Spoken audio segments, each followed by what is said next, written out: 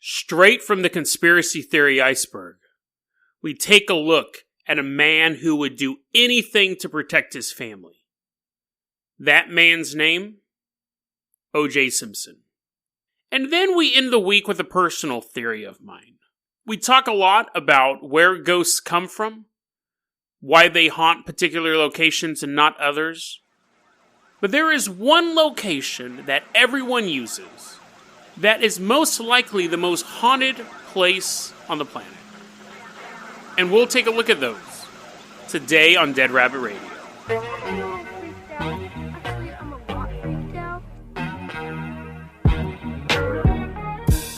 Hey everyone, welcome back to another episode of Dead Rabbit Radio. I'm your host, Jason Carpenter. I'm having a great day. I hope you guys are having a great day too. We're just going to go ahead and get started with this because we kind of got a lot of stuff to cover.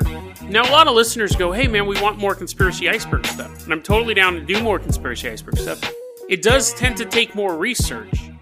And there's so much of it. So if you guys have any particular recommendations of what you want to hear about on the Conspiracy Iceberg, just shoot me an email, leave a comment in the videos, things like that. There's just a lot of stuff.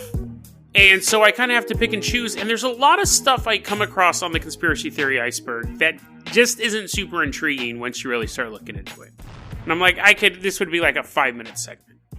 But this story is one that people kind of laugh about. You see it on the conspiracy iceberg, you think it's one of those made up things. There's actually quite a lot of evidence, well, I don't know if I want to use the word evidence, but alleged evidence to back this up. So I'm going to briefly cover this because I think a lot of people are familiar with it. But back in, I don't even remember the year, unfortunately. I think it was like 94. I know his trial was in 95, but OJ Simpson murdered, sorry, shouldn't have said that. The police said that OJ Simpson murdered Nicole Brown and Ron Goldman. So Nicole Brown was his wife, and they were kind of on the outs. It might have been his ex-wife at the time. I'm not too... I lived through that whole time period, and I remember really not caring much about it back then.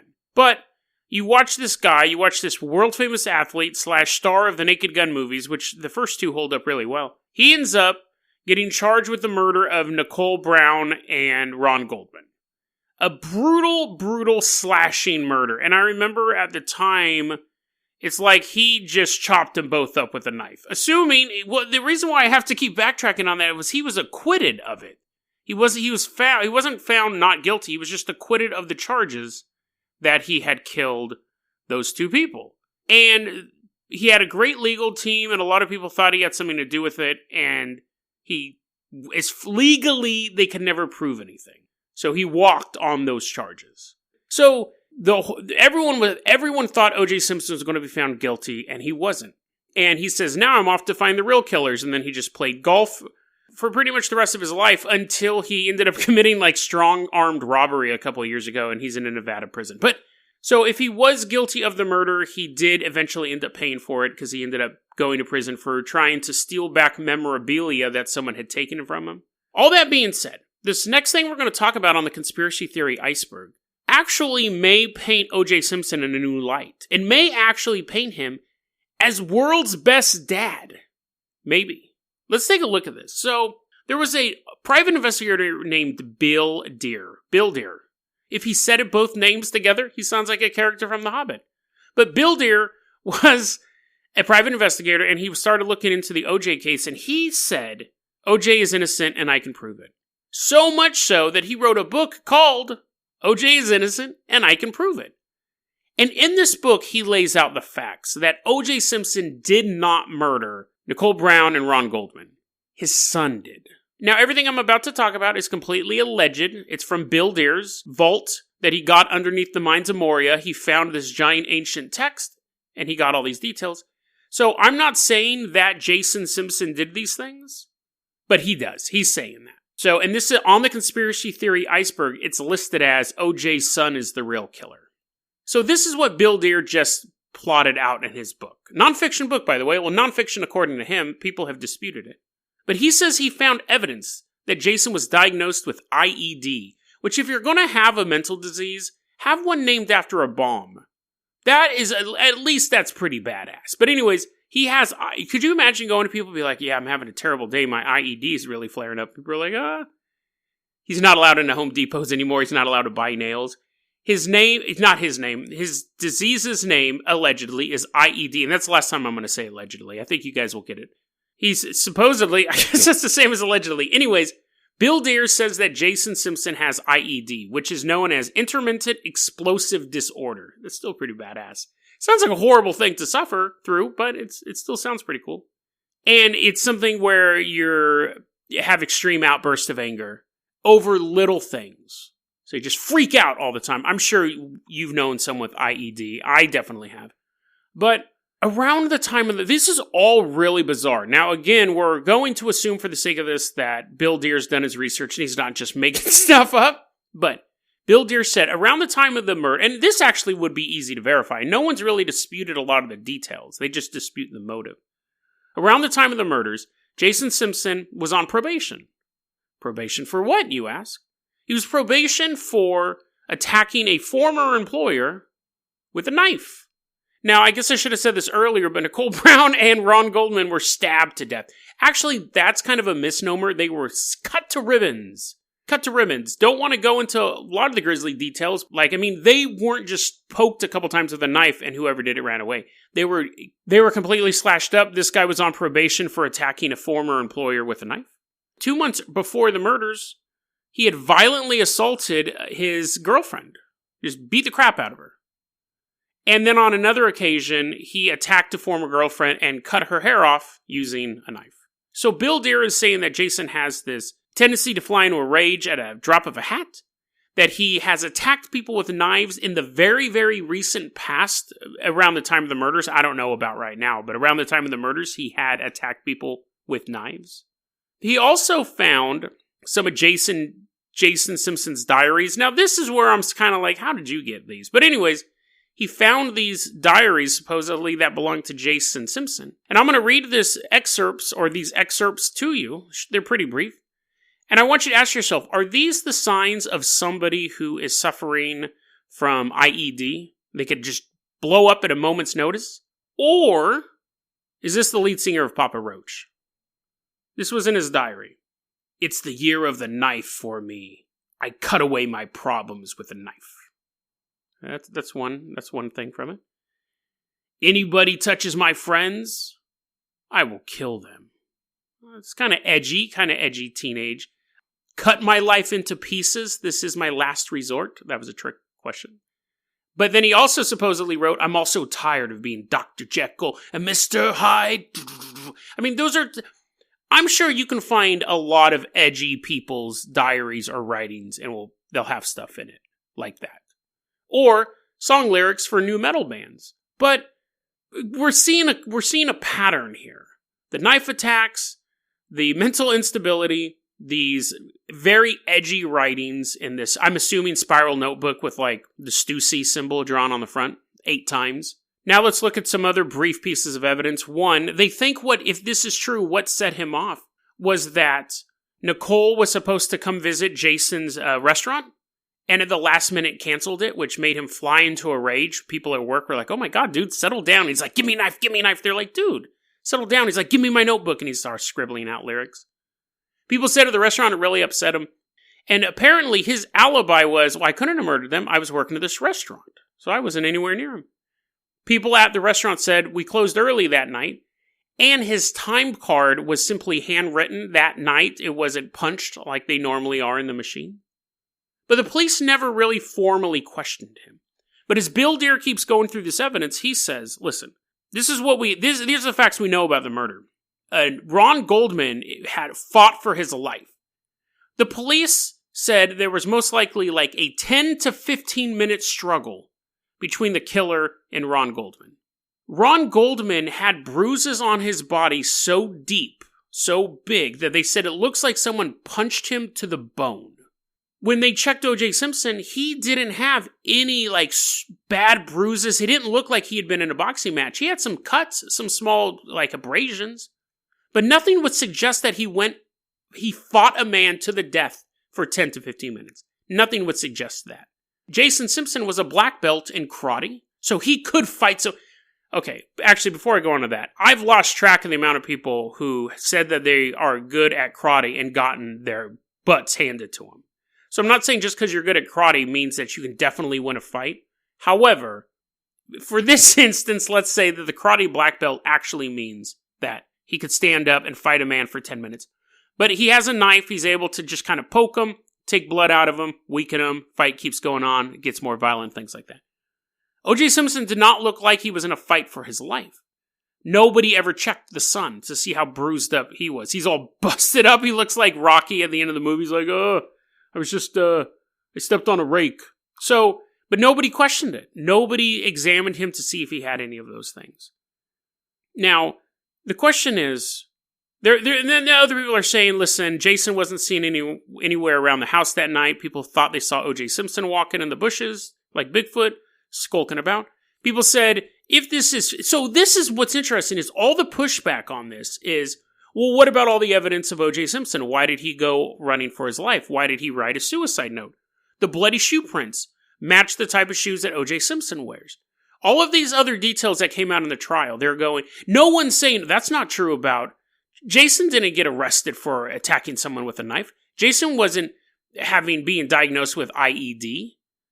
They just say, well, no, look at all the evidence we have for OJ Simpson. The problem is that evidence failed in court. So let me ask you this. How good of a father do you have to be to know that your son killed your ex-girlfriend and her new lover, and for you to say, I'll cover it up for you? And if they point the finger at me, I'll go to court. Not only will I do that, but I'll actually make sure they point the finger at me. I'll go on the run. I won't show up for questioning. I'll write a suicide letter. I'll give them all this stuff because I know 100% I did not kill them. I know 100% I have no DNA left there after a 15-minute knife fight with two people. I know I left none of my own blood there. I will cover it up. If you found out that your son had done something like that, or your kid or whatever, would you help cover it up? Because you would go into court thinking, I didn't do it. I'm going to get the best lawyers I can, and at the end of the day, I didn't do it. There's nothing physically tying me to that scene other than the bloody shoe print and a glove, which his team denied, that's not even his glove. If the glove won't fit, you must acquit, was Cochran's famous saying. The bloody glove that was on the ground. OJ Simpson tried to put it on during trial. Now, he did, make a weird hand. It was going to be impossible for it to fit in trial. He could have also just drank a bunch of water or had eat a bunch of salt, get a bunch of sodium and just kind of swell up. That'd also make it hard for it to fit. Or the glove wasn't his. Would you be able to take the blame for a crime that your son committed? Would you be willing to risk it all to cover up for his crime? It's an interesting question. And I think all of us, just being reasonable adults that we are, when you go into trial, even if you are 100% innocent, there is a chance you will be convicted. Which, if this theory is true, makes OJ Simpson's actions even more selfless. He could have said, I had nothing to do with this. There's no physical evidence connecting me to this whatsoever. But I've seen enough people throughout my life go to prison for crimes they did not commit. And I will take that chance for you, Jason. I will take that chance. Would you be willing to do the same thing for one of your kids?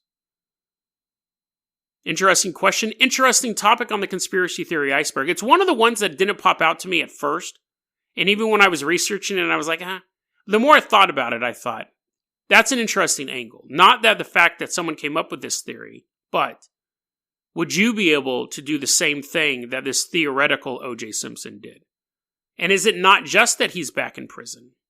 He was actually a good man who America hated, but his son never stopped loving him. Now let's go ahead and move on to our next story. Now, our next story, we're taking a little road trip. Everyone hop into the Jason Jalopy. I'm glad it's back in operation because we're going to be driving around. We are going down America's highways. In fact, we are going down one highway in particular, Highway 152 in California. In Pacheco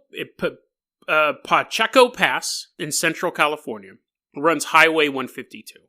The road was initially set up during the gold rush, and now it's become one of the many roads that gets Californians, gets people from California to drive all around. It's a beautiful state. California has a lot of problems, but it is very visually stunning in a lot of places. I used to move up and down the state. First 35 years of my life was just moving from one end of the state to the other. And it is quite beautiful there. And Highway 152 is no exception. But the road is known for kind of two things. It isn't a straight shot. So you'll have straight shots of it, but then the road will kind of get narrower, and then it'll expand back to where it should be. You'll have this long open stretch of just straight road, and then it'll start curving. So, I mean, if you want to play Mario Kart, it's perfect. But if you're just trying to get around, it's not the most comfortable drive. So it's known for that. But secondly, it is recognized by the CHP, the California Highway Patrol, the CHIPs, to be one of the most dangerous stretches of highway in the state. They are constantly getting called out there for fistfights, for road rage incidents, and for accidents. And they've never really been able to figure out why. The accidents, they can go, people are just going super fast, super straight, and all of a sudden the highway will start to turn, start to veer off. Someone's throwing turtle shells at them. The accidents, they can kind of figure out. But what is it about this road that seems to make people angrier? Seems to make people have IED? So, they don't know.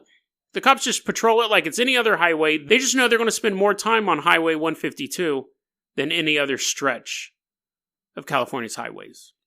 Some people say that it has an overflow of negative psychic energy, that psychics have gone out there and they've been like, oh, I'm feeling extra angry. There must be some sort of ethereal anger moving through the area.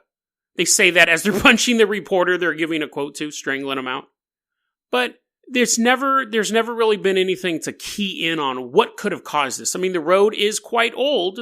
1849, 1850s is when this road would have been established. Maybe not right at 1849, but this path of roadway has been in operation for over 100 years at this point. Now, there is one expert source who thinks they have it figured out. Backpackerverse. Backpackerverse, my favorite new website, thinks it has this figured out. In 1800s, there is a local legend that's still told today, but probably only by Backpackerverse. So since the 1800s, there's been a story of a woman in a 16th century dress walking down the highway, covered in blood. Now, I know people don't listen to every episode, but we've talked about Backpackerverse before. They like to make stuff up. And you're like, Jason, why are you talking about a story you pretty sure is fiction? First off, the first thing I told you about the most dangerous stretch of highway, that I've heard from multiple sources. And those links are going to be in the show notes. All that stuff's more likely to be true than the woman who was seen in the 1800s wearing a dress from the 1600s covered in blood. Backpackerverse always likes to exaggerate or just make stuff up out of whole cloth. But the whole cloth that this, cramp, But anyways, there's this woman walking around since the 1800s. It's so bizarre to me. Why was there anyone from the 1600s walking around in California? That's what I don't understand, why she's wearing this old dress. Or was she a woman who died in the 1800s who was like total retro, like she was a hipster? She's like, I'm not wearing any of your 18th century clothes. I'm only wearing this 16th century stuff. Or she was going to a costume party. But anyways, apparently there's a specter of a woman dressed like she's from the 1600s who walks around this area, walks alone at night, covered in blood. It has to be blood. They always throw blood in all of their stories. So she's covered in blood, which technically I'm going to argue then that it's probably not a white dress, which is a detail I didn't add earlier. It's a 16th century white dress, but if she's covered in blood, how can you tell? She walks along this, she makes you get in car accidents, seeing her makes you angry, she raises the psychic energy. So they've created an origin story for why this road is so freaky. I think the idea of the road being freaky itself and having some sort of malevolent energy, and no one knows why, is actually creepier than making it a woman walking down the street covered in blood. Apparently, again, according to Backpackerverse, this story sounds great. Don't think it's true. There was a woman named Hattie. Who would name their kid that? There's a woman named Hattie who said she found her great-grandfather's journal, and it told a story that he lived off of Highway 152, way, way back in the olden days. And he lived by himself, and he would go out among the trees. He would be looking around for squirrels to shoot or rabbits to pet, whatever. And he would see a woman off in the distance, a woman in a white frilly 16th century dress, which again, how do people from the 1800s go, that's not a modern dress? Like, they didn't have photos. They didn't know what they looked like. But anyways, he sees a woman in a retro dress, and he would see her off in the distance in the forest. And then right when he would kind of comprehend that that's out of place, she would disappear and in a heartbeat be standing behind him. She would hiss in his ear, and then he would turn and she was gone. Now, the first time it happened, he thought, oh, that's nothing. Like, I must just be hallucinating, drinking too much moonshine. Whatever. But he sees it again a couple days later. He sees this figure standing off in the woods. And the second he recognizes what it is, he hears the turns around, she's gone. And what happened was, first he saw her every few days. Then he started seeing her every day he left his cabin. And then eventually he saw her multiple times a day. And then he was never seen again. Creepy story. Creepy story. Apparently it took place over the course of 4 months. He's writing in his journal the whole time. And in 1876, they just found his empty cabin and this journal detailing the story of this woman in the white bloody dress, moving about the forest and appearing behind him. I love that story. It's a great creepy story, but it's not true. I can almost guarantee it's not true. One, for a couple reasons. We have no proof that Hattie exists. We have no proof that the diary exists. It's definitely something you would want to take photographs of or sell to the Warrens or sell to any ghost hunter. It doesn't exist. Why is she hissing? Kind of weird. Over the course of 4 months, if you keep going out into the woods and you see a white woman covered in blood floating around, and then once you realize that's what she's doing, she appears behind you and hisses in your ear, what's the best way to prevent that? Don't go into the woods. I mean, even if I found a gold vein, even if I was like, oh yeah, I got all this gold, I'm a pirate now. I was first a 49er, but now I'm a pirate. After I saw that, once I went, the first couple times I'd think, oh, it was just swamp gas or a Venus or something like that. But after I kept seeing it, I would think, I better leave. Because if I'm even a miner, it doesn't say what this dude did, but let's say I was a miner, and I have a good gold vein that's keeping me there, I just get enough gold to leave and then sell the land to somebody else and not tell them about the crazy woman. You wouldn't continue to go throughout stuff for 4 months of this happening. That's like, imagine having the worst roommate in the world, plus this roommate can teleport and is covered in blood. How long would you stay with that roommate?